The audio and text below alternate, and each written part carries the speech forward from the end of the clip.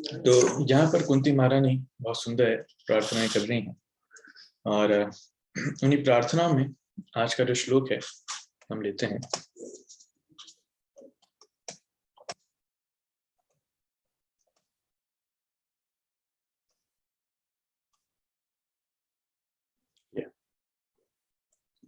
तो मैंने जानबूझ के हिंदी भागवतम खोला है ताकि आपको समझने में कठिनाई ना हो। I hope it is visible.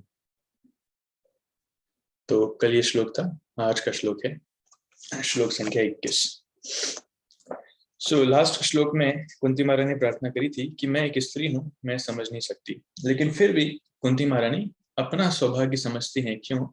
क्योंकि वो कृष्ण की बुआ है, वो कृष्ण की संबंधी है और बुआ है, इसलिए अपने आप को भी बहुत सौभाग्यवान मानती। तो वही संबंध कुंती महारानी इस श्लोक में कहती हैं, कृष्णाय वासुदेवाय देवकी नंदनाय च नंद गोप कुमाराय गोविंदाय नमो नमः।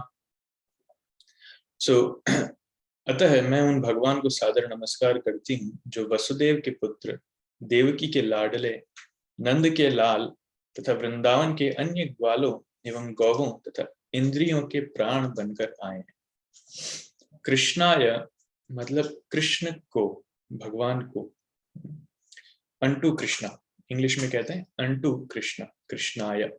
तो किसको प्रणाम कर रही हैं? आखिरी के श्लोक, आखिरी की लाइन क्या कहती है? नमो नमः। तो ये नमो नमः मतलब प्रणाम कर रही हैं किसको? कृष्णाय, कृष्ण को। कौन से कृष्ण? अभी कृष्ण नाम तो बहुत हो सकते हैं। हमारे बगल में भी कृष्ण रहते हैं, पड़ोस में, उसको प्रणाम कर रही है क्या? या फिर द्रौपदी का नाम भी कई बार कृष्णा कहा जाता है, उनको प्रणाम कर रही है क्या? नहीं। कृष्णाय वासुदेवाय देवकी नंदनाय च, जो वसुदेव और देवकी के पुत्र हैं।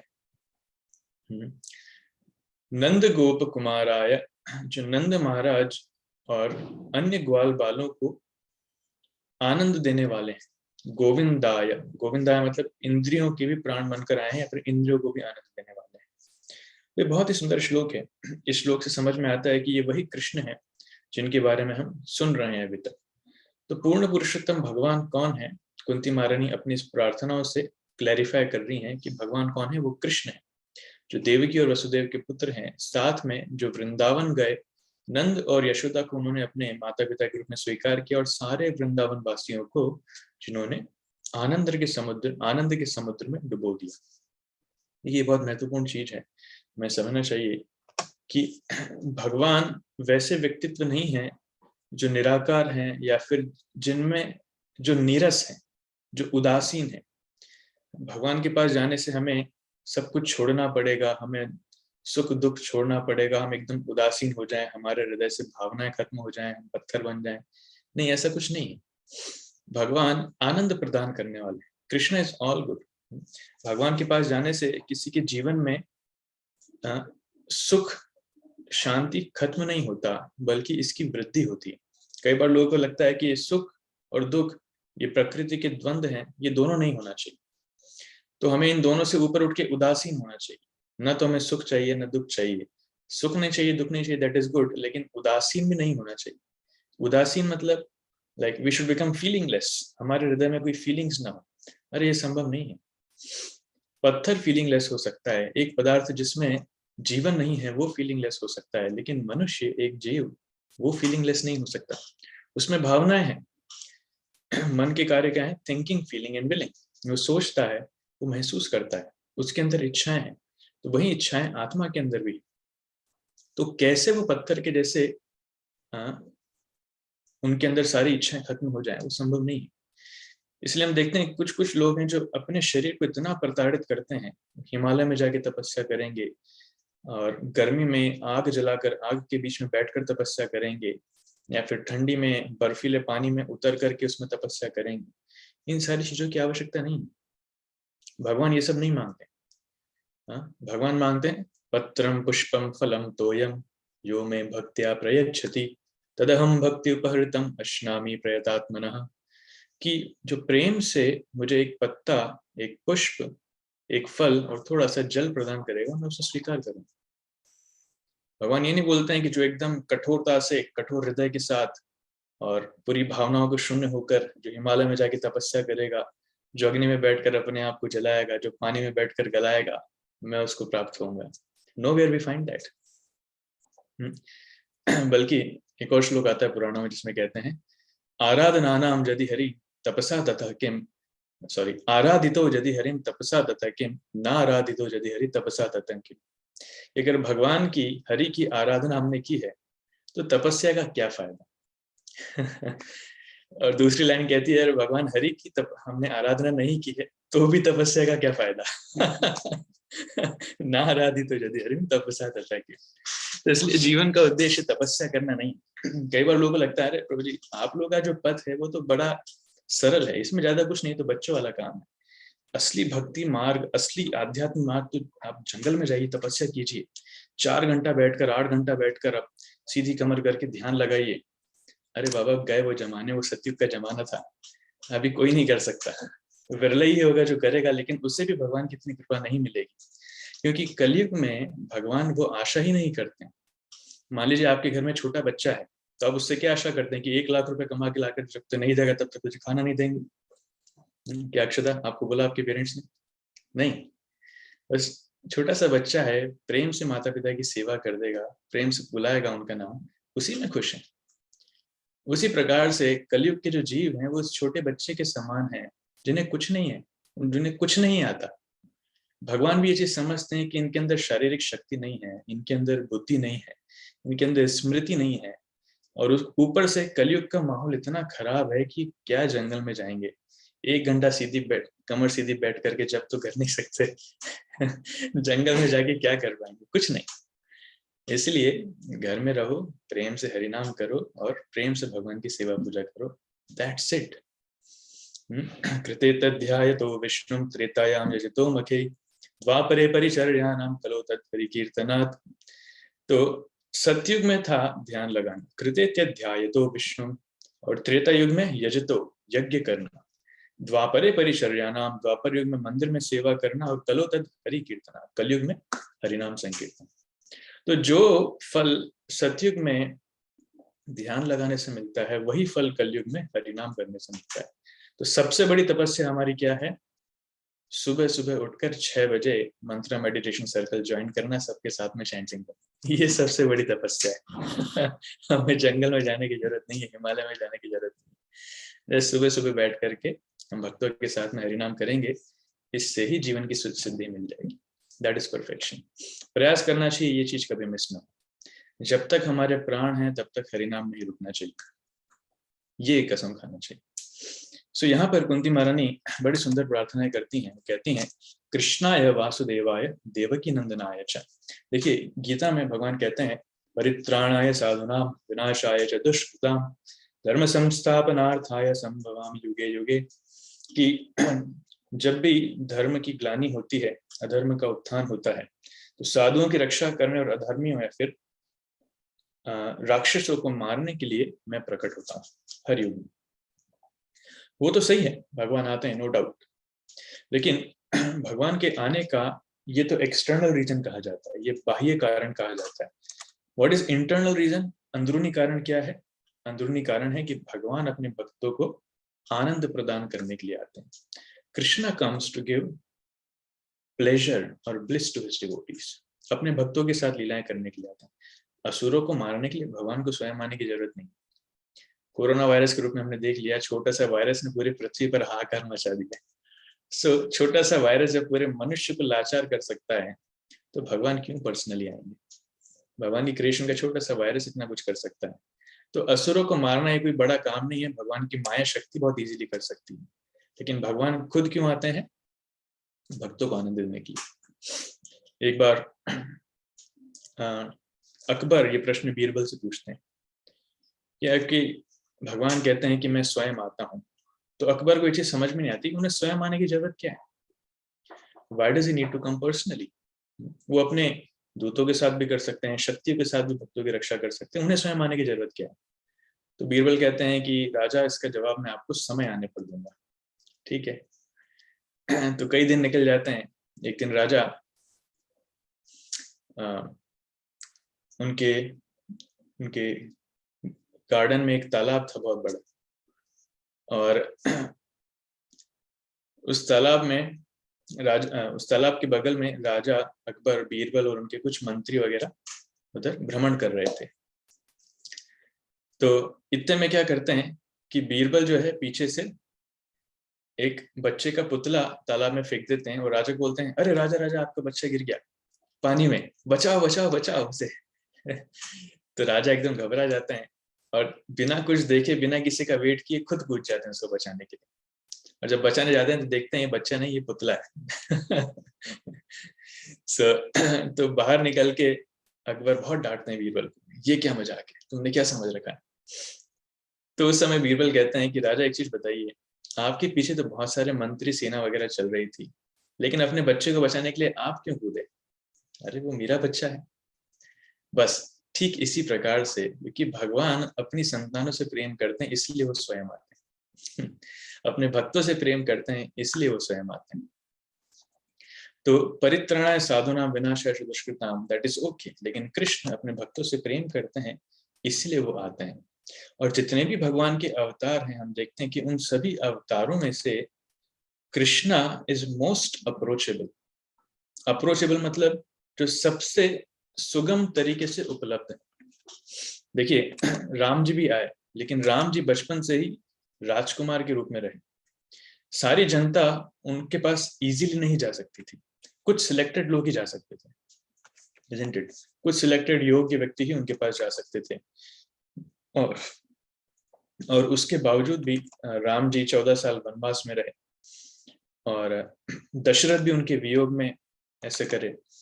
लेकिन कृष्ण के जीवन में हम देखते हैं कि कृष्ण भले ही वो वसुदेव राजा के घर में जन्म लिए, लेकिन बचपन से ही वो अपने माता पिता को छोड़कर कहाँ चले गए, वृंदावन। और वृंदावन में राजकुमार के रूप में नहीं रहे, वृंदावन में एक साधारण ग्वाल बाल के रूप में रहे और अपने सारे भक्तों को उन्होंने भरपूर आनंद दिया है, बहुत मधुर मधुर लीलाएं की। तो सभी अवतारों में से कौन सा ऐसा अवतार है जिनकी लीलाएं सबसे मधुर है, जो भक्तों को सबसे ज्यादा मोहित करती हैं, वो है भगवान कृष्ण। इसलिए कृष्ण को लीला पुरुषोत्तम भी कहा जाता है कि लीला करने वाले पुरुषों में वो सबसे श्रेष्ठ है। लीला पुरुषोत्तम भगवान श्री कृष्ण की जय। तो लीला पुरुषोत्तम कहा जाता है, दैट इज मीनिंग। इसलिए भगवान कृष्ण, उनके जो भक्त हैं नंद यशोदा, वृंदावन वासी और वृंदावन धाम, ये सभी बहुत श्रेष्ठ हैं, सभी बहुत महान हैं।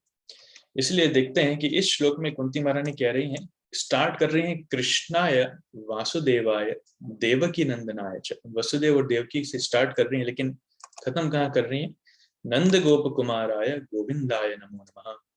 कि नंद महाराज, यशोदा, सारे वृंदावन वासी और इन सबको आनंद प्रदान करने वाले गोविंदाय। गोविंदाय मतलब जो इंद्रियों को आनंद देते हैं और साथ में गायों को भी आनंद देते हैं। गो मतलब गाय और गोविंद, गोविंद मतलब जो गायों को आनंद प्रदान करते हैं। सो कृष्ण की कृपा वृंदावन में सबसे ज्यादा उपलब्ध है, इसलिए ये श्लोक बड़ा महत्वपूर्ण है। अगले श्लोक में कुंती महारानी प्रार्थना कर रही हैं, वो भी एक बहुत सुंदर श्लोक है। जैसे मैंने बताया, सारे श्लोक ही बहुत इंपॉर्टेंट है। नमः पंकज नाभाय नमः पंकज मालिने नमः पंकज नेत्राय नमस्ते पंकजांग्रये।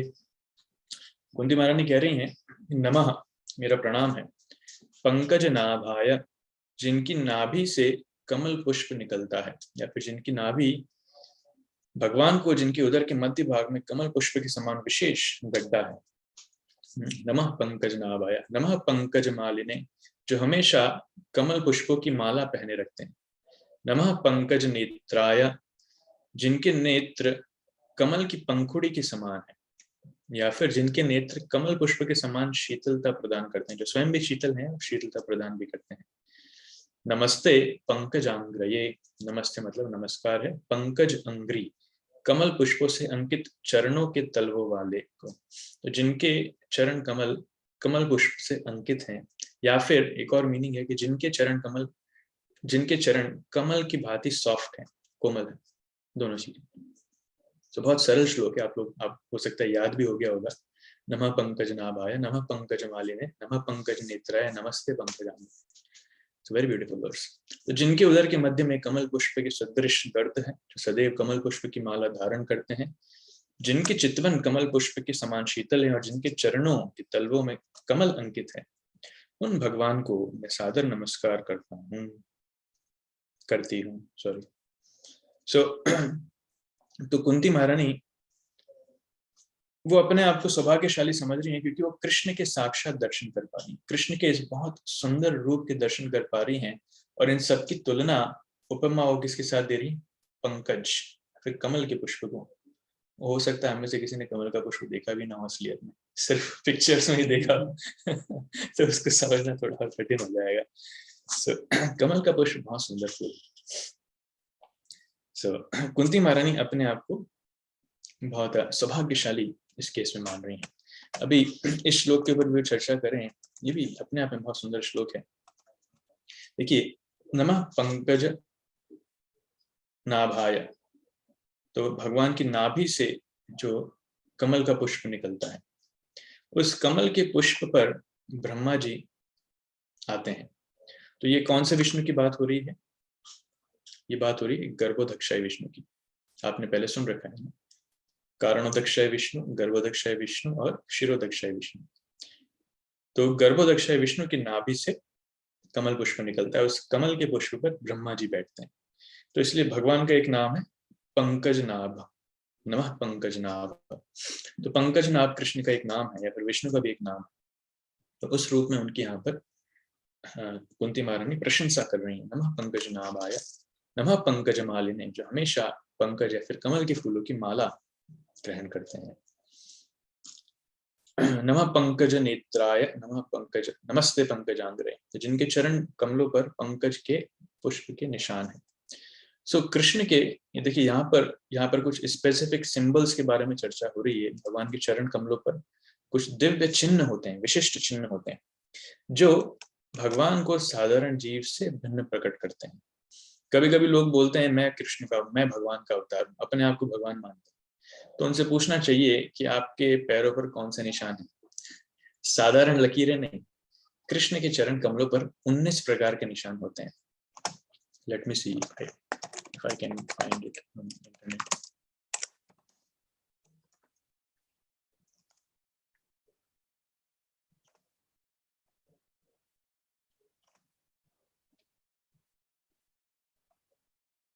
तो कृष्ण के चरण कमलों पर 19 प्रकार के निशान होते हैं। ये आपको दिख रहा होगा कॉर्नर में, ये कमल पुष्प का निशान है। I hope it is visible. ऐसे ही भगवान के सीधे पैर पर कमल के पुष्प का निशान है, एक छाता है, चक्र है, हाथी को कंट्रोल करने वाली एंकर जिसको कहते हैं,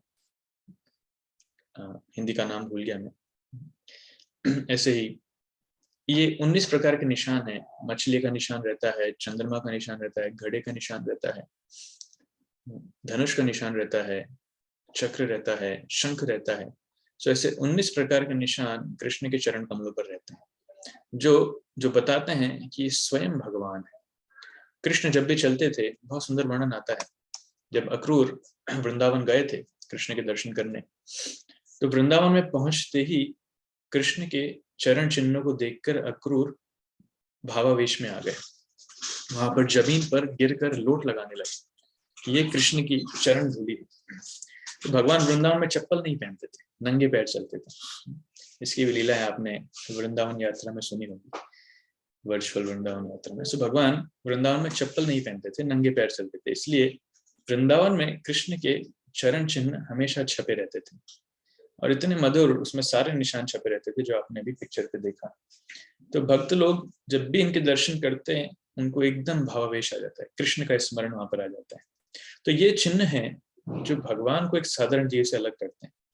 तो कभी भी कोई ऐसा व्यक्ति बोलता है कि मैं भगवान, उससे पूछना चाहिए आपके पास कौन से चिन्ह है? बोलेंगे 2-4 लकीरें हैं जो इधर उधर जा रही है। उन लकीरों से भगवान नहीं बना जाता।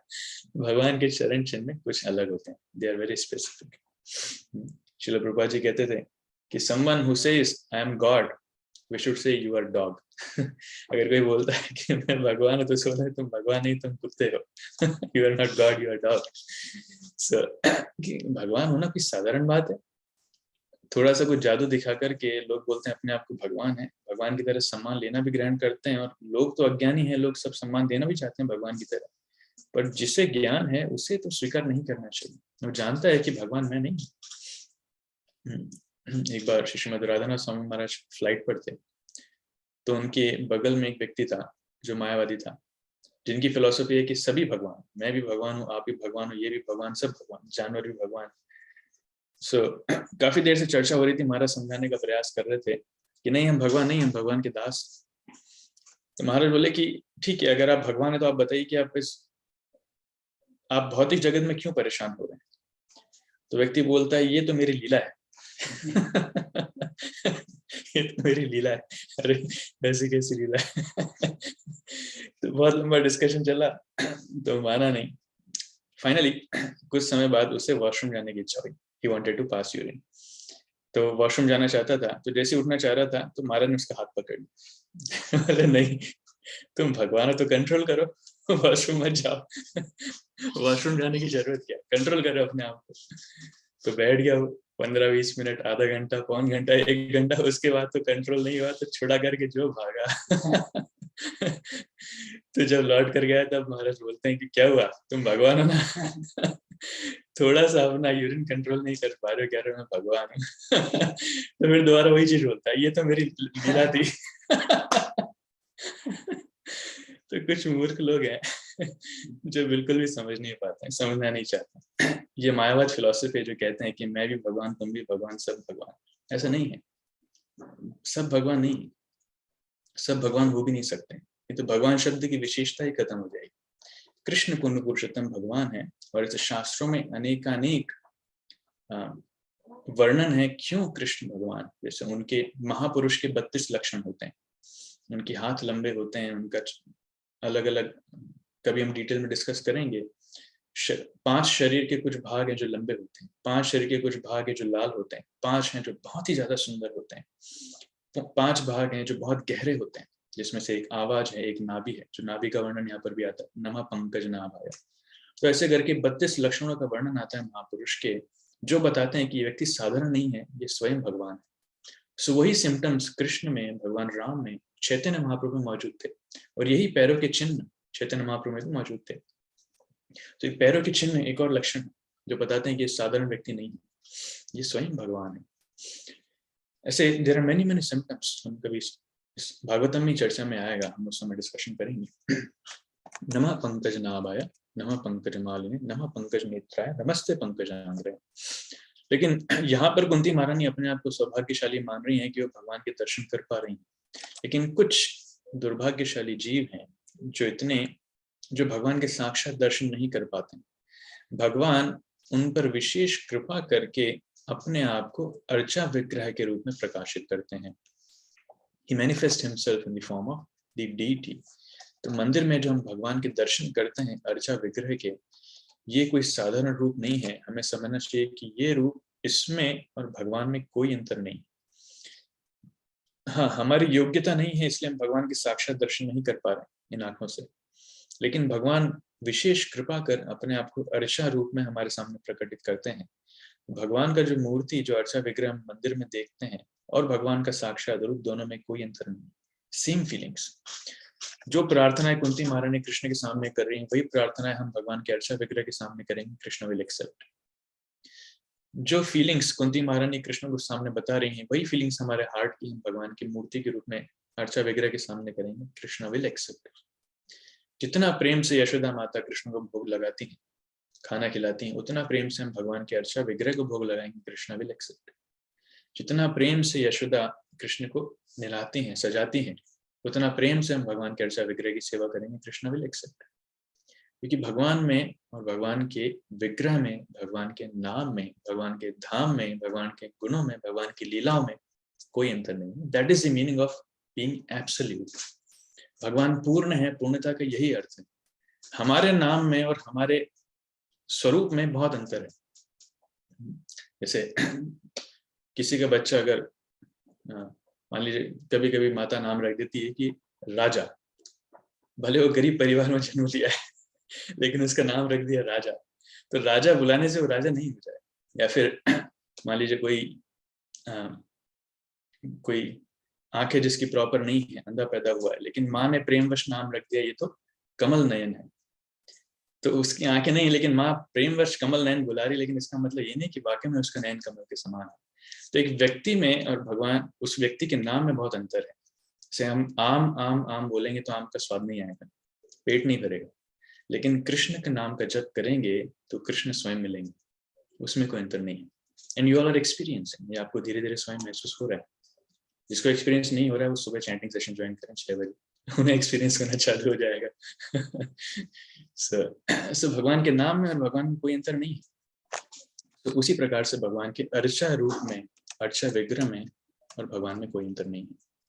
सो ये अर्चा विग्रह कितने प्रकार के होते हैं? ये 8 प्रकार के होते हैं। इनका वर्णन भी शास्त्रों में आता है, ये इसी श्लोक में आता है। तात्पर्य में प्रभुपाद जी लिखते हैं कि अर्चा विग्रह अनेक तत्वों के बने अर्चा विग्रह के रूप में स्वीकार करते हैं। यथा मन के भीतर, तो एक रूप है जो मन के भीतर बनाया जाता है, मनोमयी। तो मन में भी अगर हम भगवान का चिंतन करेंगे, मन में भी सेवा करेंगे, तब भी भगवान स्वीकार करते हैं। आपने से बहुत सुंदर कहानी सुनी होगी कि एक बार साउथ इंडिया में एक ब्राह्मण था, बहुत गरीब ब्राह्मण था, और मन में बैठकर भगवान की पूजा वो करता था। तो उसकी इच्छा हुई कि मैं भगवान के लिए बहुत सुंदर प्रसाद बनाकर अर्पित करना चाहता हूँ, बहुत बड़ी फीस्ट भगवान को खिलाना चाहता हूँ, राजभोग मतलब 56 भोग खिलाना चाहता हूँ। ऐसा करें, अभी धन तो है नहीं, तो मार्केट से लाने की कुछ क्षमता नहीं है, तो मन ही मन वो ये सब आयोजन करने लगा। तो मन ही मन में उसने सामान खरीदा, कटिंग करने लगा और मन ही मन में पकाने लगा, ऐसा करके। तो उन आइटम्स में से एक आइटम था खीर। उसकी इच्छा हुई कि मैं भगवान को खीर खिलाऊं। सो खीर जब वो बना रहा है, खीर जब बन रही है, तो उसने सोचा कि एक बार इसको चेक कर लेते हैं ये बराबर हुई कि नहीं, थोड़ा चावल का दाना निकाल करके कि पकी कि नहीं। जैसी वो उंगली डालता है, ना माइंड यू सब मन में चल रहा है, जैसी वो उंगली डालता है तो खीर गर्म थी तो उसकी उंगली जल जाती है, और जैसे जल जाती है तो उसका ध्यान टूट जाता है, और ध्यान टूट जाता है तो देखता है उसकी उंगली जली हुई है। so that is the meaning। इसका मतलब कि मन में जो सेवा कर रहा था, भगवान ने वो सेवा स्वीकार करी, isn't it? सो मनोमयी, पुराने जमाने में साधु वो भगवान को ऐसे मन में बुला करके भगवान की सेवा करते थे। एक बहुत सुंदर भजन भी है मीराबाई का, जिसमें वो कहती हैं, अंतर मंदिरे जागो जागो माधव कृष्ण गोपाल। तो अंतर मंदिरे, वो अपने हृदय को एक मंदिर से तुलना करती हैं और वहां पर भगवान से प्रार्थना करती हैं कि आप आइए, हे माधव, हे कृष्ण, हे गोपाल। सो उसी सॉन्ग में 5वीं 6ठी लाइन आती है जिसमें कहते हैं, हृदय व्रज धाम है। तो उनका हृदय व्रज धाम के समान है, हृदय व्रज धाम है। तो वो व्रज धाम क्या है? जिसमें भगवान अपनी नित्य लीलाएं कर रहे हैं।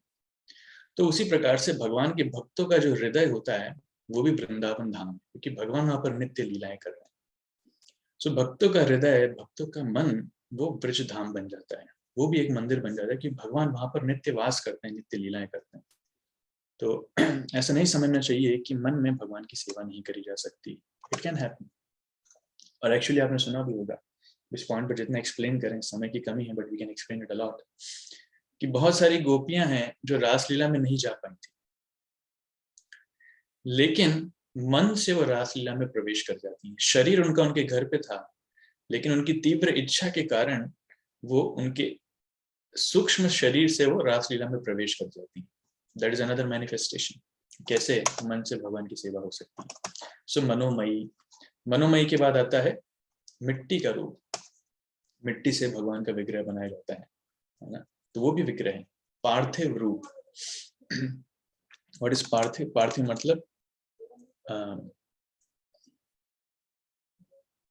इससे पहले एक वर्ड छूट गया है, पार्थिव मतलब मेड ऑफ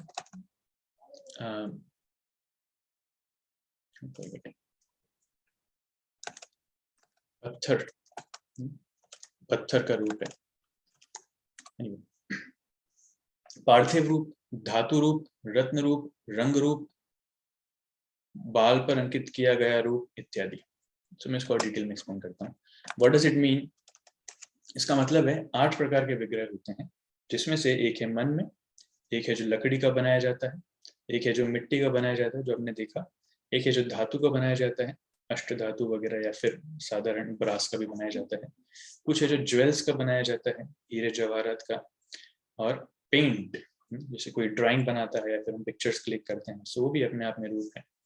और ड्रॉन ऑन सैंड, जिसे लेप्य के रूप में बनाया जाता है। जैसे दिवाली पर आप, दिवाली पे भक्त लोगो बनाते हैं गोबर के गोवर्धन, दैट इज लेप्य, तो वो भी है। तो ऐसे प्रकार, इस प्रकार से 8 भगवान के अर्चा विग्रह रूप होते हैं। तो ये जब भी 8 रूप हैं, अगर इनकी प्राण प्रतिष्ठा प्रॉपर्ली हुई है, इनकी सेवा पूजा अच्छे से हो रही है, तो हमें ये नहीं समझना चाहिए कि ये भगवान और इनमें कोई अंतर है। इनमें कोई अंतर नहीं, ये दोनों समान है। वही कृष्ण है जो इन रूपों में प्रकट हुए हैं। क्योंकि हमारी योग्यता नहीं है, इसलिए भगवान कृपावश अपने आप को इस रूप में प्रकटित करते हैं। और इन रूपों की हमें बहुत सुंदर तरीके से सेवा करना चाहिए। कमल के पुष्पों की माला अर्पण करना चाहिए, भोग लगाना चाहिए, जितनी सेवा हम कर सकते हैं उनकी हमें करना चाहिए। नाउ एक और चीज इसमें देखने वाली ये है कि साधारणतया भगवान के जब दर्शन किए जाते हैं, तो भगवान के दर्शन हम स्टार्ट करते हैं भगवान के चरण कमलों से। सबसे पहले भगवान के चरण कमलों पर हम ध्यान देते हैं, फिर धीरे धीरे पैरों से उठते हैं भगवान की जांघ पर आते हैं, फिर जांघ से धीरे धीरे हम भगवान की नाभि तक आते हैं, फिर भगवान के वक्ष स्थल को देखते हैं, फिर भगवान के हाथों को देखते हैं, फिर भगवान के गले को देखते हैं, फिर माथे को देखते हैं, और लास्ट में भगवान के चेहरे को देखते हैं। इस प्रकार से दर्शन करते हैं। डायरेक्टली चेहरे को नहीं देखना चाहिए। लोग आते हैं चेहरे को देख करके चले जाते हैं, और कभी कभी तो लोग आते हैं क्या दर्शन करते हैं समझ में नहीं आता। एक बार मैं भागवतम क्लास में बैठा था, एक व्यक्ति रोजाना आता था, मैं उसको वॉच करता था, और आपने देखा हमारे मंदिर में 5 ऑल्टर्स हैं, है ना? उन 5 ऑल्टर्स में अगर आप प्रेम पूर्वक दर्शन करना चाहें तो आपको कितना समय लगेगा? कम से कम 5 मिनट, 10 मिनट। लेकिन वो व्यक्ति आता था, 30 सेकंड में 5 ऑल्टर में दर्शन करके चला जाता था। So I was watching it, 3 दिन 4 दिन समझ में नहीं आता। So 30 सेकंड में 5 ऑल्टर में दर्शन करके चला जाता है। So क्या दर्शन करता है समझ में नहीं आता। तो लोग आते हैं सीधा भगवान के चेहरे पर देख करके हाजिरी भर के चले जाते हैं। और दूसरी एक और चीज कई बार लोग करते हैं कि भगवान के मंदिर में जाएंगे और भगवान के सामने जाके आंखें बंद कर लेंगे, आंखें बंद करके प्रार्थना कर लेंगे। अरे भगवान सामने है, उस समय आंखें बंद करने की आवश्यकता नहीं है। उस समय भगवान के दर्शन करना चाहिए, भगवान के दर्शन करते करते प्रार्थना करना चाहिए। पूरी दुनिया के सामने जब इंद्रिय विषय वस्तु है, तो हम आंखें फाड़ फाड़ के देखते हैं, लेकिन भगवान के सामने जाके आंखें बंद कर देते हैं। जबकि होना उल्टा चाहिए, भगवान के सामने आंखें खुली होना चाहिए और बाकी विषय वस्तु के सामने आंखें बंद होना चाहिए। लेकिन होता उल्टा है। भगवान का इतना सुंदर रूप है, भगवान के रूप के ऊपर ध्यान लगाने से ही एक व्यक्ति के जीवन से सारे कष्ट चले जाते हैं, सारे दुख, सारे संताप दूर भाग जाते हैं। कितने ही कष्ट क्यों ना हो, सिर्फ भगवान की मुस्कान देखने से, भगवान की आंखों के दर्शन करने से सब दुख कष्ट चले जाते हैं। और जीव वहां पर जाकर, लोग वहां पर जाकर आंखें बंद करके भगवान से प्रार्थना करके 30 सेकंड में चले जाते हैं और बोलते हैं हम दर्शन करके आ गए, और बाहर आकर समोसा खाएंगे, सेल्फी खिंचवाएंगे, फेसबुक पर डालेंगे। उसको सेल्फी को बड़े प्रेम से देखेंगे 10-15 मिनट तक। तो ये आजकल कलयुग के लोगों की स्थिति है। एनीवेज, कुंती महारानी, हाँ, तो ये विशेष पद्धति है भगवान के दर्शन करने की। लेकिन यहाँ पर कुंती महारानी स्टार्ट कहाँ से करती है? नाभि से। नमः पंकज नाभाय नमः पंकज मालिने नमः पंकज नेत्राय नमस्ते पंकजांबरे। तो नाभि से स्टार्ट करके एंड करती है भगवान के पैरों पर। तो ये पद्धति थोड़ी सी अलग है। ऐसा क्यों? क्योंकि कुंती कृष्ण की बुआ है, वो उनसे बड़ी है, तो वो अगर पहले पैरों को देखेंगे या फिर पैरों को प्रणाम करेंगे तो कृष्ण शर्मा जाएंगे। इसलिए कृष्ण को विकट परिस्थिति में ना डालते हुए कुंती महारानी नाभि से स्टार्ट करती हैं और आखिरी में जाती हैं चरण कमल तक। तो हमें क्या करना चाहिए? श्लोक तो हमें परफेक्टली बोलना चाहिए, लेकिन हमें दर्शन करते समय चरण कमलों से दर्शन करना स्टार्ट करना चाहिए। And we should never rush. एक और सिद्धांत है, बहुत गुह्य सिद्धांत है, जिस व्यक्ति में जितनी शुद्धता है वो उतनी देर तक भगवान के दर्शन कर सकता है। अगर जिसमें शुद्धता नहीं है वो भगवान के दर्शन भी नहीं कर पाए, वो मंदिर में भगवान के सामने खड़ा नहीं रह पाएगा, ज्यादा देर दर्शन नहीं कर सकता। जो ज्यादा देर दर्शन कर पा रहा है इसका मतलब उसका हृदय शुद्ध है, उसके पास भक्ति है। तो ये भक्ति में प्रगति का एक लक्षण है। भगवान के दर्शन करने की इच्छा हमारी बढ़ रही है, दर्शन करने में आनंद आ रहा है, इसका मतलब हमारा हृदय शुद्ध हो रहा है। और उल्टा भी ठीक है, अगर हृदय शुद्ध करना चाहते हैं तो भगवान के ज्यादा दर्शन करना चाहिए, ज्यादा देर तक दर्शन करना चाहिए, एक एक अंग पर बहुत ध्यान लगाना चाहिए। भगवान के अंग कितने सुंदर है। भगवान निराकार नहीं है, भगवान का सुंदर रूप इसीलिए है ताकि भक्त लोग उस रूप को देखकर आनंदित हों, उनकी सेवा करें, अपने हृदय के सारी फीलिंग, सारी भावनाएं भगवान के सामने प्रकट करना चाहिए। एनीवेज, सो ये श्लोक है। अगला श्लोक हम देखते हैं, कुंती महारानी कहती हैं,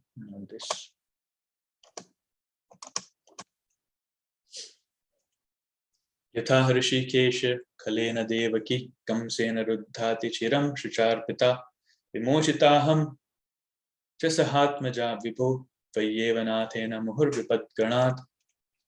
कुंती कह रही हैं कि हे ऋषिकेश, हे इंद्रियों के स्वामी तथा देवों के देव, आपने दीर्घ काल तक बंदी गृह में बंदिनी बनाई गई और दुष्ट राजा कंस द्वारा सताई जा रही अपनी माता देवकी को तथा अनवरत विपत्तियों से घिरे हुए मेरे पुत्रों समेत मुझको मुक्त किया है।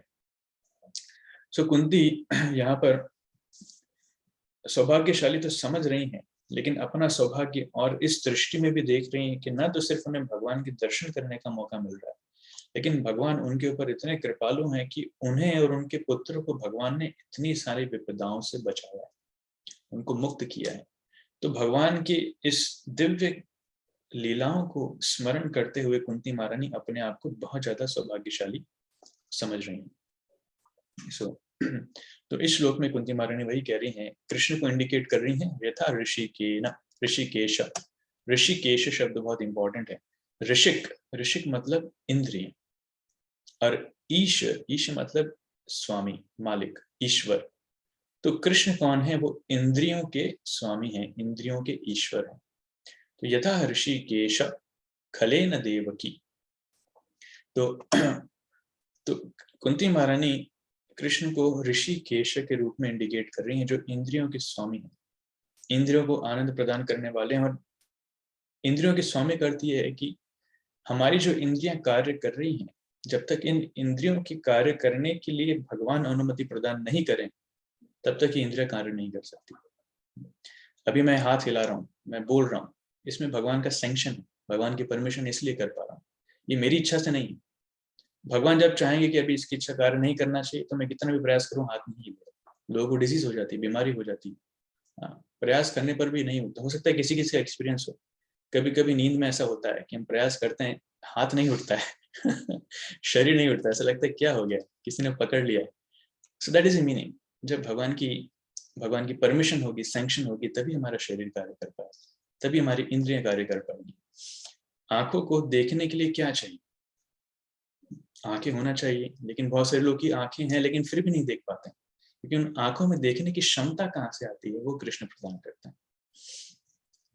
एनीवेज, सो यथा ऋषिकेश खलेन देवकी, यहाँ पर कुंती महारानी प्रार्थना करती हैं, शी इज रिमेम्बरिंग कि भगवान ने कैसे इतनी सारी विपदाओं से उन्हें बचाया है।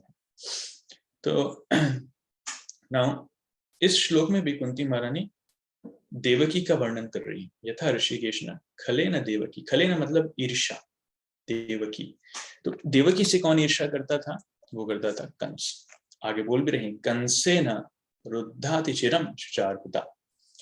सो कंसेन, राजा कंस के द्वारा रुद्धा, बंदी बनाया गया, अतिचिरम, दीर्घ काल तक, शुच अर्पिता मतलब दुखी। तो कुंती और वसुदेव कंस के द्वारा बंदी बनाए जाने के कारण बहुत लंबे समय तक दुखी थे। और विमोचिताहम, आपने मुक्त किया, च हम मतलब मुझे भी, सह आत्मजा, मेरे बच्चों के सहित, विभो, हे महान, हे भगवान, त्वय्येव नाथेन, आप रक्षक के रूप में, मुहुर विपद गणा, निरंतर हमारी विपदाओं से मुक्ति कर रहे हैं, बचा रहे हैं। तो कुंती महारानी बहुत सुंदर तरीके से कह रही हैं कि आपके स्वयं के माता पिता वसुदेव और देवकी इतने लंबे समय तक परेशान होते रहे आपके स्वयं के मामा कंस के द्वारा, आपकी उन पर इतनी कृपा नहीं है, लेकिन आपकी कृपा मेरे ऊपर और मेरे बच्चों के ऊपर ज्यादा है, क्योंकि आपके माता पिता इतने कष्ट में हैं, लेकिन आपने उन्हें इतने लंबे समय तक नहीं बचाया। पर हमें कष्ट से बचाने के लिए आप हमेशा हमारे साथ मौजूद रहे। हमें कितने ही कष्ट क्यों ना आए, आपने हमें हर कष्ट से बचाया। अगले श्लोक में वो कष्टों को काउंट भी करेंगे। तो आपने हमें हर कष्ट से बचाया। ऐसा क्यों? श्रील प्रभुपाद जी बहुत अच्छा इसका आचार्य बहुत अच्छा उदाहरण देते हैं, कारण बताते हैं। ऐसा इसलिए क्योंकि देवकी के साथ वसुदेव थे, लेकिन कुंती के साथ कोई नहीं था। देवकी की रक्षा करने के लिए वसुदेव उनके साथ थे। देवकी की सुरक्षा के लिए, देवकी को आश्रय प्रदान करने के लिए वसुदेव उनके साथ थे। लेकिन कुंती को आश्रय देने के लिए कोई नहीं था, क्योंकि पांडु चले गए थे। और कुंती बताती भी हैं कि वो अपने आप को जंगल में एक हिरणी के समान महसूस करती हैं, जो अपने छोटे छोटे बच्चों की रक्षा करने का प्रयास कर रही हैं, और बड़े बड़े शेर इधर उधर घूम रहे हैं, उन पर नजर गड़ाए करें। तो उस परिस्थिति में कुंती की रक्षा करने वाला कोई नहीं था, स्वयं भगवान ही एकमात्र उनके आश्रय स्थल थे। इसलिए कृष्ण कुंती के प्रति ज्यादा दयालु थे।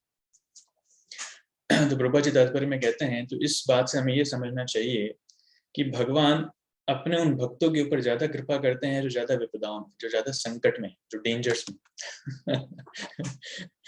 सो ये थोड़ा सा कठिन पार्ट है जो डाइजेस्ट करना मुश्किल होता है, इसीलिए लोग कृष्ण की भक्ति नहीं करते हैं।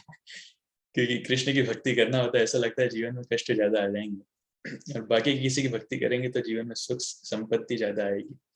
लेकिन ऐसा नहीं है।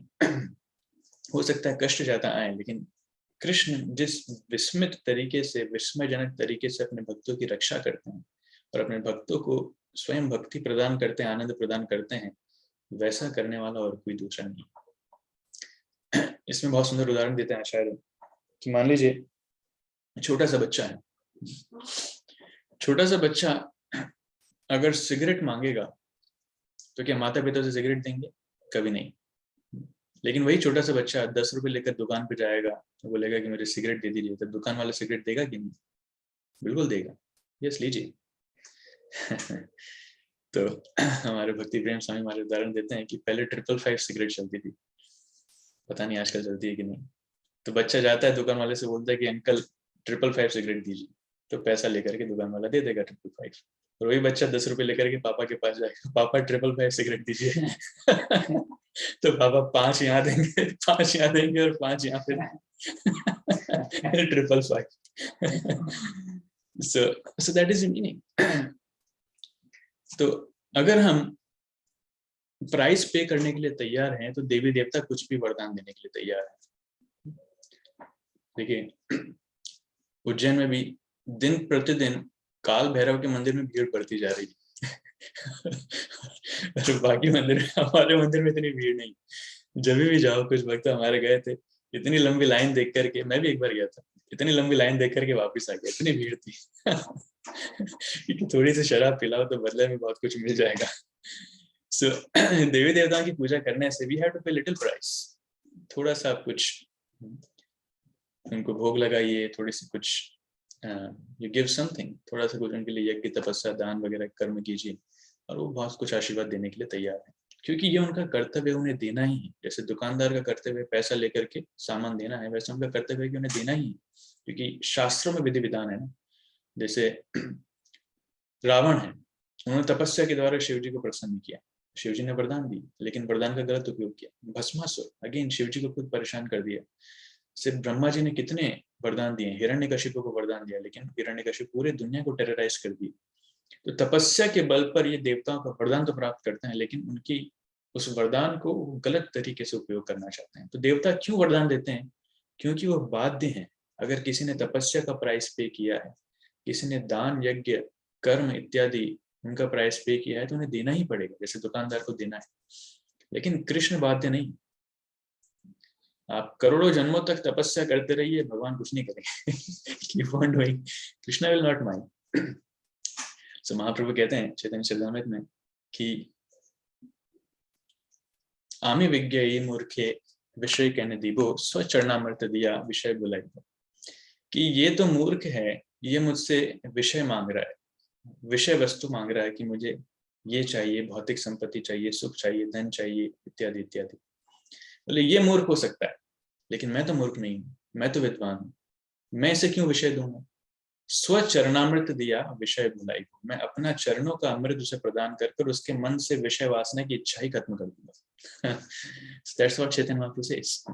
So ये अंतर है माता पिता में और दुकानदार में। जो माता पिता है वो बच्चे का वास्तविक भला चाहते हैं, इसलिए ऐसी कोई चीज उसे नहीं देंगे जो उसके लिए हानिकारक है। उसी प्रकार से भगवान कृष्ण एक जीव का वास्तविक भला चाहते हैं, इसलिए ऐसी कोई चीज उसे नहीं देंगे जो उसका नुकसान कर सकती है। लेकिन दुकानदार ऐसा विचार नहीं करेगा। तो यहाँ पर ये वर्णन आता है। इसलिए जब भगवान कष्ट देते हैं तो भगवान कष्टों के साथ साथ भक्त को सुरक्षा भी प्रदान करते हैं, और मोस्ट इंपॉर्टेंट अपने नजदीक लेकर आना चाहते हैं। जब जीव भगवान के नजदीक आएगा तो उसका जीवन सफल है। ये तो कष्ट तो हर जीवन में मिलना है, कितने जीवनों से हम कष्ट भोगते आ रहे हैं, आगे कितने जीवनों में कष्ट भोगना भी। तो जीवन का उद्देश्य कष्ट भोगना नहीं है कि ठीक है अभी थोड़ा कष्ट मिल रहा है, भगवान के सामने प्रार्थना करेंगे इस कष्ट से मुक्ति मिल जाए। अरे कष्टों से मुक्ति नहीं, भगवान जन्म मृत्यु के चक्र से ही मुक्ति दिलाने वाले हैं। आपको इस भौतिक जगत से जो कष्टों का समुद्र है यहाँ से उठा करके भगवान आध्यात्मिक जगत में लेकर के जाना चाहते हैं, जहाँ आनंद ही आनंद है। सो यह आशीर्वाद कृष्ण अपने भक्तों को देना चाहते हैं, लेकिन लोग डर जाते हैं, अरे कृष्ण के पास जाएंगे तो गड़बड़ हो जाएगा। ऐसा नहीं, इसलिए डरना नहीं चाहिए। इसलिए the more the attachment is there for the Lord, the more success is there for the devotee. तो जो भक्त भगवान से जितना ज्यादा आसक्त है, जितनी मात्रा में आसक्त है, वो भक्त उतना सफल है, उसकी सफलता उतनी ज्यादा है। तो जीवन का उद्देश्य विषय वस्तु से आसक्त नहीं होना है। हमें घर परिवार धन संपदा इन सब से आसक्त नहीं होना है। हमारे जीवन का उद्देश्य है भगवान से आसक्ति बढ़ाना। तो जो जितनी मात्रा में भगवान से आसक्ति बढ़ा सकता है उसका जीवन उतना सफल है। अगले श्लोक में कुंती महारानी प्रार्थना करती हैं। तो अगले श्लोक में कष्टों का वर्णन करती हैं। विशान महाग्ने पुरुषाद दर्शनात् सत्यभाया वनवास कृच्छितः मृधे मृधे अनेक महारथास्ततो द्रोण्यस्त्रश्चाश्म हरिर अभिरक्षिताः। हे कृष्ण, आपने हमें विषाक्त भोजन से, भीषण अग्निकांड से, मानव भक्षियों से, दुष्ट सभा से, वनवास काल के कष्टों से तथा महारथियों द्वारा लड़े गए युद्ध से बचाया, और अब आपने हमें अश्वत्थामा के अस्त्र से बचा लिया। सो कुंती महारानी ये सारी सुरक्षाओं को स्मरण कर रहे हैं कि कैसे भगवान ने उन्हें विषाक्त विष से बचाया। आप जानते हैं कि भीम को विष प्रदान कर दिया था, भगवान ने अरेंज करके उन्हें विष से बचाया। बचपन में महाअग्नि लक्षागृह में उन्हें जलाने का प्लान था, लेकिन भगवान ने वहां से भी बचाया। मानव भक्षियों से, जब वनवास में थे तो वहां पर बहुत सारे मानव भक्षी आए थे, भगवान ने वहां से ही बचाया। दुष्ट सभायाम, द्रौपदी की रक्षा भगवान ने करी थी, जो दुष्ट सभा में द्रौपदी को लज्जित करना चाहते थे। वनवास काल के कष्टों से तथा महारथियों द्वारा लड़े गए युद्ध से सबसे भगवान ने बचाया, और अभी अश्वत्थामा के अस्त्र से बचाया। तो ये सारी चीजें कुंती स्मरण कर रही हैं। और अगला श्लोक बहुत सुंदर है, जो काफी फेमस है, आपने सुना भी होगा कई बार। कुंती प्रार्थना कर रही हैं। विपदः शन्तुता शाश्वत, विपदः शन्तुता शाश्वत, तत्र तत्र जगद्गुरो भवतो दर्शनम यत् स्यादा पुनर्भव दर्शनम। कि विपदः, वो विपत्तियां, संतुता शाश्वत, ये भगवान ये विपत्तियां ये बार बार आने दीजिए। Let all those calamities come again and again, पुनः पुनः। शाश्वत मतलब इटर्नल। तत्र तत्र जगत गुरु, वहां तथा वहां जगत गुरु, हे जगत के स्वामी। क्यों? क्योंकि भवतो दर्शनम यत् स्याद अपुनर्भव दर्शनम, क्योंकि इन विपदाओं के समय हमें आपके दर्शन हो रहे हैं, और आपके दर्शन करने का प्रभाव क्या है? अपुनः भव दर्शनम, इस भव समुद्र को, जन्म मृत्यु के समुद्र को अपुनः दोबारा नहीं देखना होगा। कितनी सुंदर प्रार्थना है। देखिए कुंती महारानी प्रार्थना कर रही हैं कि हे भगवान, जब हमारे जीवन में विपदाएं थी, बचपन से लेके अभी तक आपने हमें हर विपदा से बचाया, आप हमारे साथ में थे। अब जब विपदाएं चली गई हैं, हमें हमारा राज्य दोबारा मिल गया है, तो आप रथ के बैठ पर जाना चाह रहे हैं। नहीं, ये नहीं चलेगा। Let all those calamities come again and again, वो विपदाएं शाश्वत रूप में आने दीजिए, लेकिन आप हमारे साथ में रहिए। हमें आपका साथ चाहिए, सुख समृद्धि नहीं चाहिए। भले वो विपदाएं आए हमें, वी डू नॉट माइंड, क्योंकि आप हमारे साथ में हैं। आप साथ में, इसका मतलब अपना भवदर्शन, हमें दोबारा इस मृत्यु संसार को नहीं देखना पड़ेगा। लेकिन अभी आपने सुख प्रदान करके, समृद्धि प्रदान करके आप जा रहे हैं, कैसे चलेगा? अगर आपको याद हो, मॉर्निंग चैंटिंग सेशन में एक बार स्टोरी चर्चा करी थी कि कैसे वासुदेव विप्र जिसको कोढ़ हो गया था, तो महाप्रभु उस पर कृपा करते हैं, आलिंगन करके उसको बहुत सुंदर बना देते हैं। लेकिन वो भगवान से प्रार्थना करता है कि अभी आपने मुझे सुंदर बना दिया है, तो मुझे डर लग रहा है, इससे मेरे मन में अहंकार जागृत हो गया, तो मुझे सुंदरता नहीं चाहिए, मुझे वही कुरूप रहने दीजिए, लेकिन मुझे आपकी भक्ति करने दीजिए। सो भक्तों को ये जन्म, ये सारे ऐश्वर्य, ये भौतिक सुंदरता, ये सारी चीजें नहीं चाहिए। देयर ओनली कंसर्न इज, वो सिर्फ कृष्ण को चाहते हैं, उन्हें सिर्फ कृष्ण चाहिए।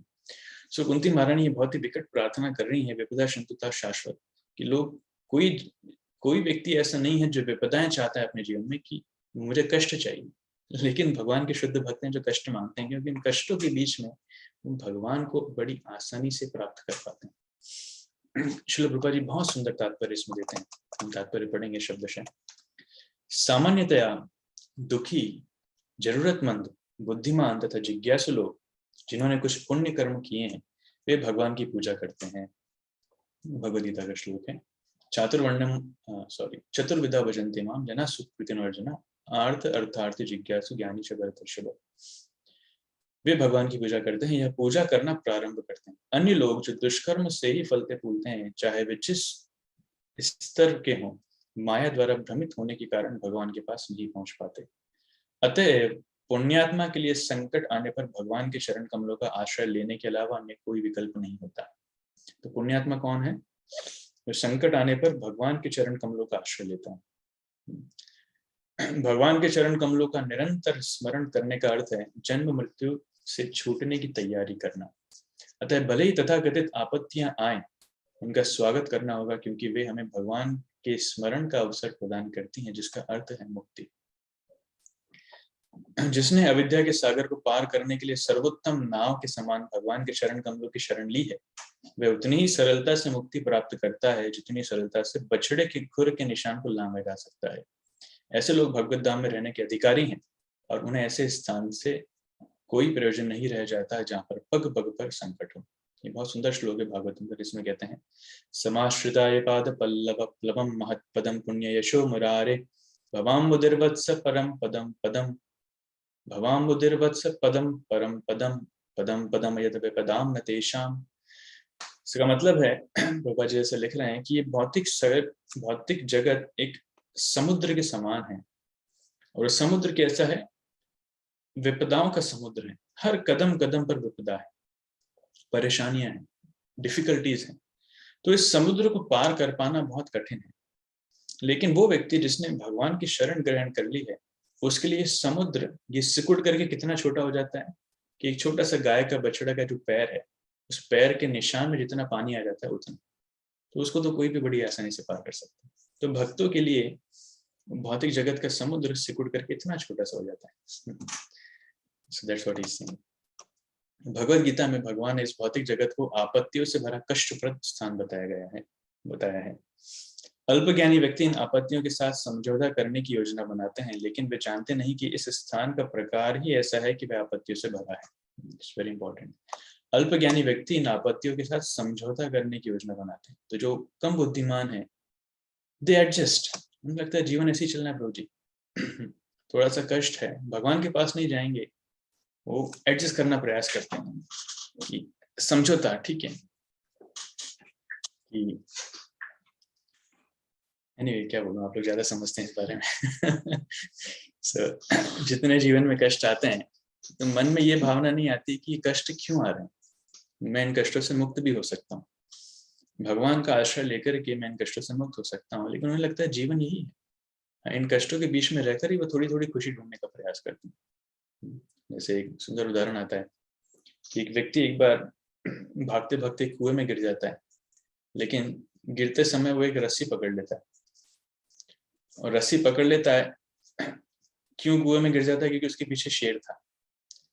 तो ऊपर देखता है तो शेर खड़ा है, फिर और उस कुएं में नीचे सांप है जो उसका वेट कर रहा है, और ये बीच में रस्सी पे अटका हुआ है, और ऊपर से वो रस्सी चूहा काट रहा है। तो नीचे भी खतरा है, ऊपर भी खतरा है, और साथ में चूहा जो समय का काल का इंडिकेशन है वो उसको काट रहा है, धीरे धीरे उसकी आयु खत्म हो रही है। लेकिन इसी बीच उस पेड़ पर एक मधुमक्खी का छत्ता था जिसमें से एक एक बूंद करके मधु गिर रहा है, हाँ, शहद गिर रहा है, तो वो शहद उसके मुंह में आ रहा है। तो है वो बड़े कष्टप्रद सिचुएशन में, लेकिन वो शहद को टेस्ट करके उसको बड़ा आनंद आ रहा है। So this is how people adjust. तो लोग इस प्रकार से एडजस्ट करते हैं कि शरीर में इतनी बीमारियां हो चुकी है, काम करने जाओ तो बॉस इतनी गाली दे रहा है, फ्रस्ट्रेशन, घर में आओ तो बच्चे परेशान कर रहे हैं, बीवी बच्चे परेशान कर रहे हैं, सो मैनी थिंग। सो लेकिन उसके बीच में थोड़ा सा कुछ उससे संतुष्टि मिलती है, कहीं कहीं थोड़ा हल्का फुल्का सुख मिलता है। सो दे ट्राई टू जस्ट, उन्हें लगता है जीवन नहीं, दिस इज लाइफ, थोड़ा सा सुख यहाँ मिल जाए, थोड़ा सा सुख वहां मिल जाए, let's we are most happy, हम सफल हैं। करोड़ों की संपत्ति बैंक अकाउंट में है, अपना खुद का घर है, 2-4 गाड़ियां हैं, बीवी बच्चों की शादी करा दी है, अभी हम दादा दादी बन गए हैं, नाउ वी आर हैप्पी। अभी और कुछ नहीं चाहिए जीवन। No, this is not life. इससे ऊपर उठ करके देखना चाहिए, कहीं कहीं ज्यादा गुना बेहतर जीवन भगवान की कृपा से हमें मिल सकता है, तो भगवान की कृपा को प्राप्त करने का प्रयास करना चाहिए। Intelligent person should look after that, लेकिन लोग वो नहीं करते, इसलिए अल्पज्ञानी व्यक्ति आपत्तियों के साथ समझौता करना समझते हैं। उन्हें भगवान के उस धाम का बिल्कुल ही ज्ञान नहीं होता जो आनंद से भरपूर है और जहां तनिक भी आपत्ति नहीं है। ये भगवान के धाम का वर्णन है। अतः प्रबुद्ध मनुष्य का यह कर्तव्य है कि भौतिक आपत्तियों से अविचलित रहे, क्योंकि आपत्तियां तो सभी परिस्थितियों में आती ही हैं।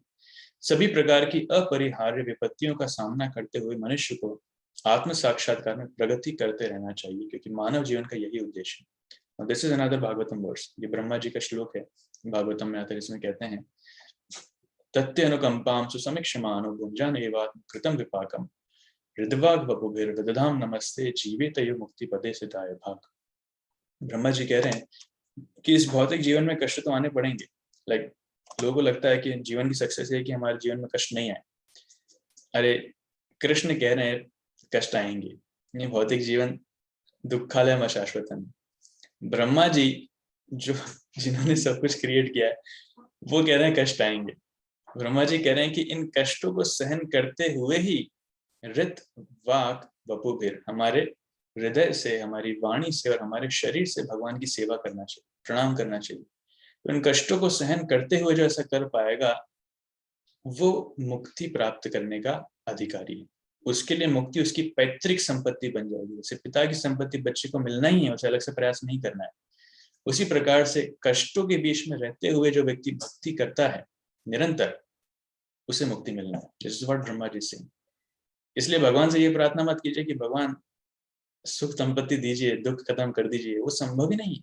भगवान खुद कह रहे हैं अरे वो संभव ही नहीं है। दुख कष्ट तो आएंगे, लेकिन उसमें भक्ति करना वो हमें सीखना होगा, भगवान की शरण ग्रहण करना, बनाए रखना वो हमें सीखना होगा। इंग्लिश में कहते हैं pain is inevitable but suffering is optional. तो दुख कष्ट तो आएंगे, लेकिन जो भगवान की भक्ति में उन्नत हैं वो दुख कष्ट उन्हें विचलित नहीं कर सकते, कभी वो उन्हें परेशान नहीं कर सकते। तो उन दुख कष्टों को सहन करने की शक्ति भगवान प्रदान करते हैं, ये भक्ति का तात्पर्य है।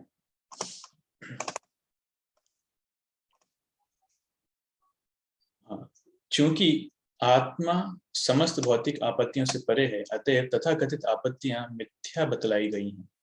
स्वप्न में कोई मनुष्य अपने को बाघ के द्वारा निकला जाता देख सकता है और वह इस आपत्ति के कारण चिल्ला सकता है, किंतु वास्तव में न तो बाघ रहता है न आपत्ति, यह तो कोरा स्वप्न है।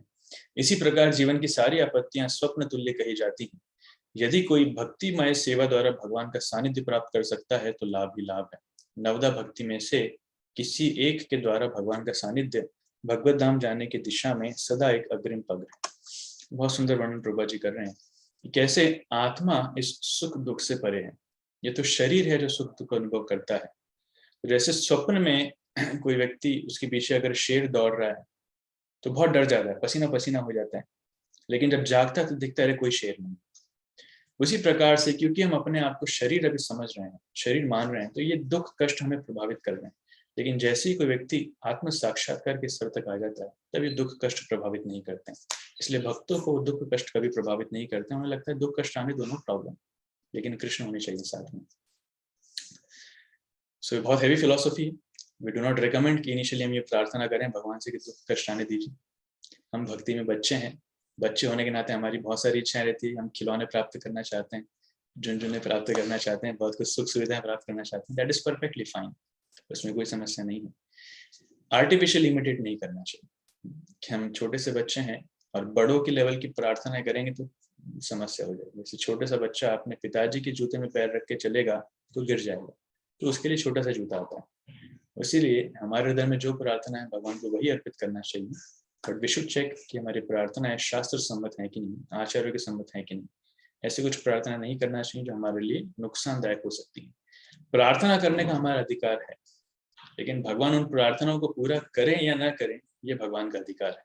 तो अगर कुछ प्रार्थनाएं पूरी नहीं हो रही हैं तो उस समय नाराज नहीं होना चाहिए। क्या भगवान, मैं इतने समय से प्रार्थना कर रहा हूँ, आप दे नहीं रहे। नहीं, भगवान को लग रहा है ये हमारे लिए नुकसानदायक हो सकता है, इसलिए भगवान नहीं देंगे। तो जो हमारे लिए फायदेमंद होगा भगवान वही प्रदान करें। सो हम प्रार्थना कर सकते हैं, लेकिन भगवान को जो देना है वही देंगे। फिर भी ज्यादा भौतिक सुख संपदा नहीं मांगना चाहिए। कभी कभार इट्स ओके, ज्यादा दुख कष्ट तो भगवान से थोड़ी रिलीफ मांग सकते हैं। भगवान सहन नहीं कर पा रहा थोड़ा दुख कष्ट कम कर दीजिए। से कृष्णा में award like. Anyways, thank you so much. I will stop here. Srila Prabhupada की जय, श्रीमद् भागवतम की जय। किसी का कोई प्रश्न है तो ले सकते हैं। You can raise your hands.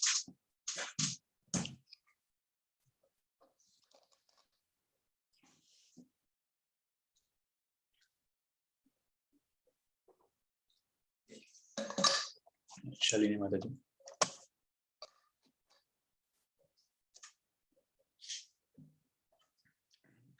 माता जी आप अनम्यूट कर सकते हैं।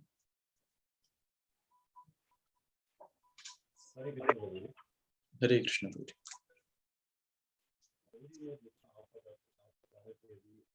प्रभु जी आपकी आवाज बहुत स्लो आ रही है, क्लियर नहीं। मुझे आप बता रहे थे कि कोई व्यक्ति अपने आप को भगवान मानता है, जिस तरह को देखते हैं कि कहीं लोग अपने दिल के अंदर भगवान है, इस तरह से उपाय बता।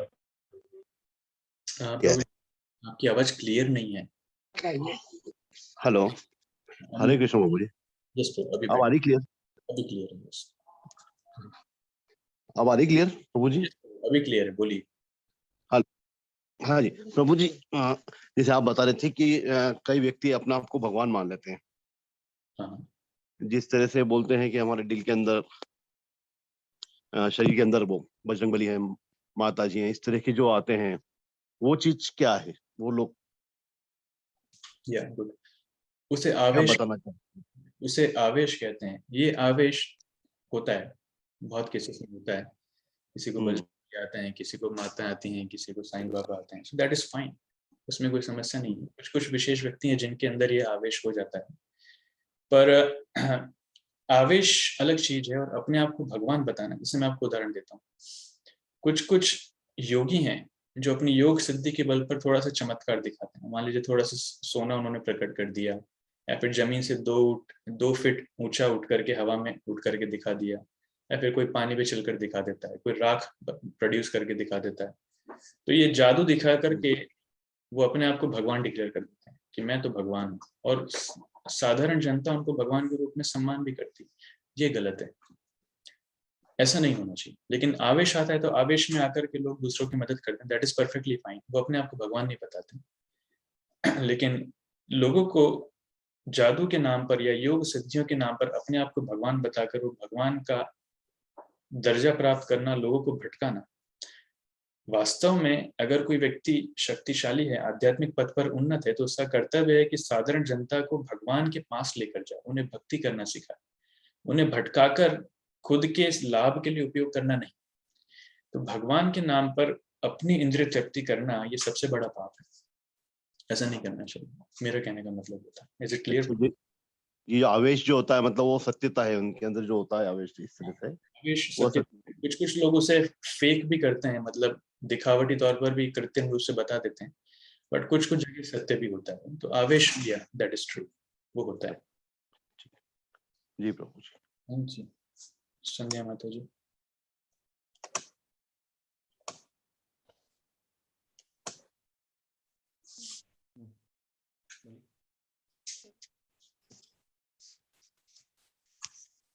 Yes, we can hear you.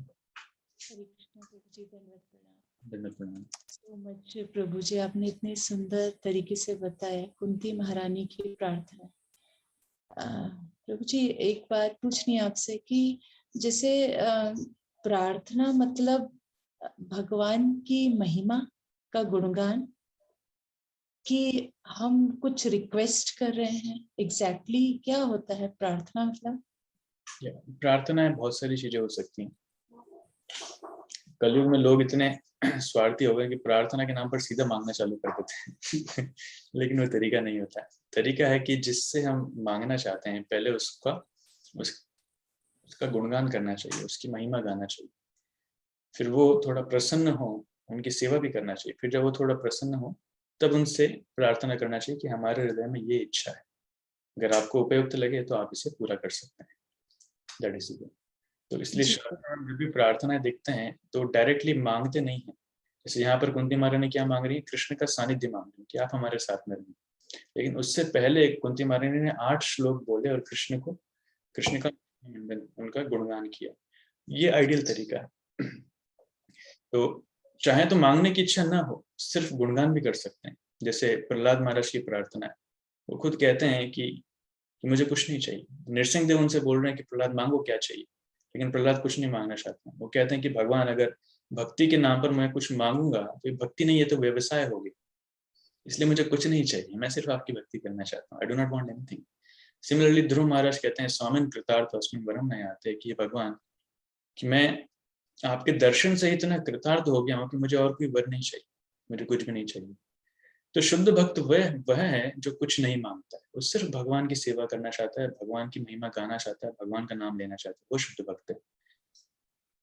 लेकिन फिर भी अगर मन में कुछ इच्छा है तो पहले भगवान का गुणगान करके फिर प्रार्थना करना चाहिए, उसमें कोई समस्या नहीं है। जो बच्चे हैं, अगर बच्चों को कुछ चाहिए तो माता पिता के पास ही जाएंगे। So that is perfectly fine. Answers. और प्रभु जी, आत्म साक्षात्कार, ये जो वर्ड है, ये जो टर्म है, ये बहुत बार यूज हुआ है। मतलब भगवद गीता जी में भी और श्रीमद् भागवतम जी में भी, जहाँ तक हमने पढ़ा है 4था स्कंद। तो I think it is a very broad term, लेकिन बहुत सारे उसके लेवल्स हो सकते हैं। लेकिन एग्जैक्टली होता क्या है ये आत्म साक्षात्कार? Means what? जैसे अभी प्रभुपाद जी ने भी इसी में परपट में बताया है कि हमारे जीवन का उद्देश्य आत्म साक्षात्कार करना है। तो व्हाट इज इट एग्जैक्टली? आत्म साक्षात्कार मतलब अभी हम अपने आप को शरीर मानते हैं, समझते हैं, we are body, we are not soul, but वास्तव में हम शरीर नहीं है, हम आत्मा है। तो इसको यहाँ से नहीं समझना है, बल्कि इसको यहाँ से रियलाइज करना है। जब प्रैक्टिकली रियलाइज हो जाएगा, हमें शरीर की बाध्यताओं से ऊपर उठ जाएंगे। दैट इज आत्म साक्षात्कार। इसको एक और तरीके से एक्सप्लेन किया जाता है, जिसमें 5 कोश बताए जाते हैं: अन्नमय, प्राणमय, मनोमय, ज्ञानमय, अन्नमय, प्राणमय, ज्ञानमय, विज्ञानमय और आनंदमय। ये 5 कोश बताए कि एक जीव अपने आप को 5 कोशों में समझता है। तो सबसे निकृष्ट कोश है अन्नमय, जब उसका जीवन अन्न से आता है। अगर हम खाएंगे तो हम जिंदा रहेंगे, नहीं खाएंगे तो नहीं रह पाएंगे। इसके ऊपर होता है प्राणमय। प्राण मतलब वायु। जरूर नहीं, ऐसे बहुत सारे लोग हैं, आपने टीवी में देखा होगा, जिसने 86 साल से कुछ नहीं खाया, सिर्फ हवा पर जिंदा है। तो ऐसे योगी ऋषि होते हैं जो हवा पर जिंदा रहते हैं। सो भी एक तरीका है, ऐसा नहीं कि हमारे प्राण सिर्फ अन्न से आते हैं। ऐसे ही ज्ञानमय, विज्ञानमय और आखिरी में आनंदमय। सो व्हाट इज आनंदमय कोश? वो है जब एक जीव अपने आप को आत्मा के रूप में पहचान जाता है, तो उसका जो नरिशमेंट है, क्योंकि वो शरीर नहीं, वो आत्मा है, जब वो समझ जाता है, जब वो उस प्लेटफॉर्म पर आ जाता है, तो शरीर की आवश्यकताओं से वो ऊपर उठ जाता है। उसे खाना पीना सोने की आवश्यकता नहीं है। इसलिए भगवान के जो शुद्ध भक्त हैं, आप देखेंगे कि वो ज्यादा सोते नहीं, ज्यादा खाते नहीं, वो इस आवश्यकताओं के परे हैं, क्योंकि वो आत्मा में स्थित हो चुके हैं। तो आनंदमय कोश है। सो बहुत कठिन भक्ति के बाद या साधना के बाद ही वो आता है। आंसर्स? प्रभु जी ये तो कृष्णा की कृपा से ही होगा, हमारे क्या प्रयास रहेंगे इसमें? हमें ज्यादा कुछ प्रयास नहीं करना है, हमें बस भगवान का नाम लेना है सावधानी पूर्वक और भगवान की प्रेम पूर्वक सेवा करना है, प्रचार करना है, दैट्स इट। हम कौन से स्तर पर हैं वो भगवान के ऊपर छोड़ दीजिए। हमारा कार्य, हम सेवक हैं, सेवक का कार्य है भगवान की सेवा करना, तो हम निरंतर सेवा करें। बाकी हमारे स्तर क्या है, कितनी प्रगति होगी नहीं होगी, वो सब भगवान के ऊपर छोड़ दीजिए, उस बारे में चिंता नहीं करनी। जी प्रभु जी, थैंक यू प्रभु जी, Hare Krishna. Thank you so much. Okay, any other question?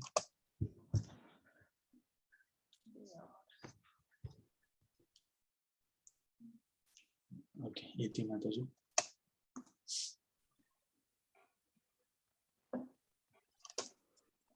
हरे कृष्णा प्रभु जी, दंडवत प्रणाम। आज का सेशन बहुत ही अच्छा था। मेरी आवाज क्लियर है क्या? थोड़ा इंटरनेट का प्रॉब्लम आ रहा है मेरे यहाँ शायद। Is it clear? जी प्रभु जी, क्लियर है। यस माता जी। दंडवत प्रणाम प्रभु जी, बहुत ही अच्छा लग रहा है सेशन। प्रभु जी ऐसा क्यों होता है कि जब जब भगवान के बारे में जब भी वर्णन आता है, जैसे भगवतम जी में जब हम चैप्टर 3 पढ़ रहे थे और जब अब ये वाला कुंती महारानी की प्रार्थना आ रहे, तो इसमें भगवान का बहुत ज्यादा वर्णन होता, तो वो वाले चैप्टर हमें नेचुरली बहुत ज्यादा अच्छे लगते हैं। और एक चीज और थी कि मेरी एक PhD student Anu, she has joined this group today. She is also like, उसे भी सौभाग्य प्राप्त हुआ आपसे सुनने का, और शी आल्सो स्टार्टेड चैंटिंग। वो हम दोनों यहाँ पे जो नया वाला इस्कॉन टेम्पल है वहां गए थे। वहां पे जो मॉन्क हैं उन्होंने मंदिर में ही हम लोगों को पूरे जो भी डिवोटीज थे और जो नॉन डिवोटीज थे सिंपल आए थे, पूरा एक चैंटिंग सेशन एक माला का करा दे impromptu. So she started that day and it was beautiful experience. हमने पूरा मंदिर देखा, so it was very good. And आप लोगों से जुड़ने के बाद ये शायद एक चौथा डिवोटी है जो she started chanting. So मुझे बहुत खुशी हो रही है। I just wanted to share. Wonderful, बहुत अच्छा है। 4 नहीं 40 होने चाहिए, 400 होने चाहिए, 4000 होने चाहिए, पूरे अहमदाबाद को गांधीनगर को भक्त बना दीजिए। प्रभु जी कब से कर रहे हैं, एक 1.5 साल बाद now she is thinking that yes madam आप करते हैं, मुझे भी करना है। So I thought very good, चलो मेरे साथ मंदिर चलो। Good, thank you. So Anu माता जी से हम रिक्वेस्ट करेंगे, would you like to say? First of all we welcome you, आपका स्वागत है इन सेशंस में। आप कुछ एक्सपीरियंसेस फीडबैक शेयर करना चाहेंगे? नमस्कार प्रभु, मैंने अभी जस्ट शुरू ही किया है इसी संडे से। मैं सुबह नहा धो के उसके बाद चैंटिंग करती हूँ एक बार।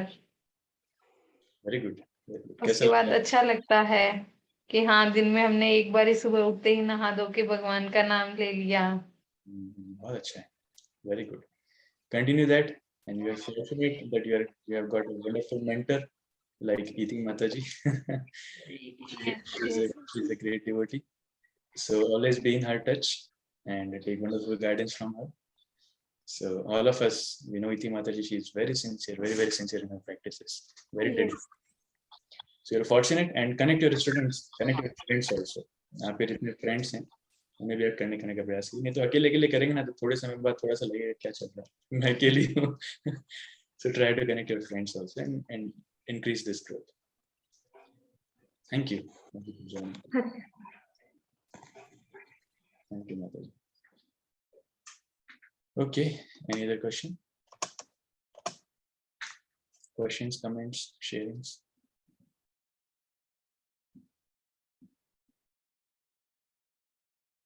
Okay, no problem. Looks everyone is satisfied. बहुत बहुत धन्यवाद आप सबका रात के 9:50 तक बने रहने के लिए। तो आप मॉर्निंग में आइए, जो भगवान की कृपा को समझना चाहता है, प्राप्त करना चाहता है, भगवान को रियलाइज करना चाहता है। अभी तो थ्योरी चल रही है, प्रैक्टिकल है मॉर्निंग मंत्र मेडिटेशन सेशन, तो उसमें आप लोग आइए एंड एक्सपीरियंस।